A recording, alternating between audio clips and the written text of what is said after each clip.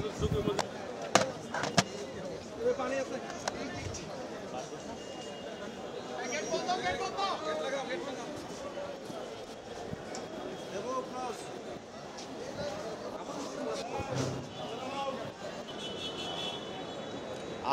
আপনারা জানেন যে ফ্যাসিস্ট হাসিনার অন্যতম সহযোগী সাবেক অবৈধ মন্ত্রী জুনায়েদ আহমেদ পলক এবং কামাল আহমেদ মজুমদার এবং ঢাকা উত্তর সিটি কর্পোরেশনের অবৈধ মেয়র আতিকুল ইসলাম এসহ প্রায় 5টি মামলায় তাদেরকে বিজ্ঞ আদালতে উপস্থাপিত করা হয়।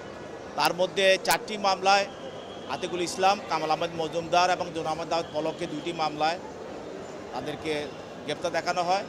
আর একটি মামলায় জুনায়েদ আহমেদ পলককে 7 দিনের রিমান্ড প্রার্থনা করা হয়। সেদিনে তার বিরুদ্ধে 4 দিনের রিমান্ড মঞ্জুর করা হয়। এটা একটি হত্যা মামলা। সেটা আপনার হারি ফ্লাইওভার স্টোরে ফ্লাইওভারের সামনে গত 5 আর 24 তারিখে ছাত্র জনতার আন্দোলনের সময় তাকে গুলি করে ওবায়দুল ইসলাম নামে একজন সিএনজি চালককে হত্যা করা হয়। ওই মামলায় তার বিরুদ্ধে 4 দিনের রিমান্ড মঞ্জুর করা হয়।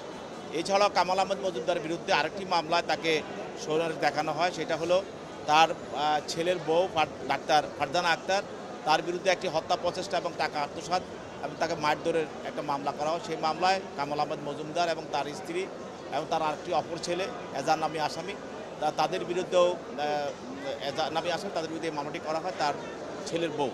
সেই মামলায় তাদেরকে আজকে কামাল আহমেদ মজুমদারকে আদালতে না নিয়ে আসা হয়, পিডব্লিউ বলে নিয়ে আসা হয় এবং তাকে এই মামলাও গ্রেপ্তার দেখানোর দরখাস্ত প্রার্থনা করা হয়। এটা হলো গুলশান থানা মামলা নাম্বার 9225।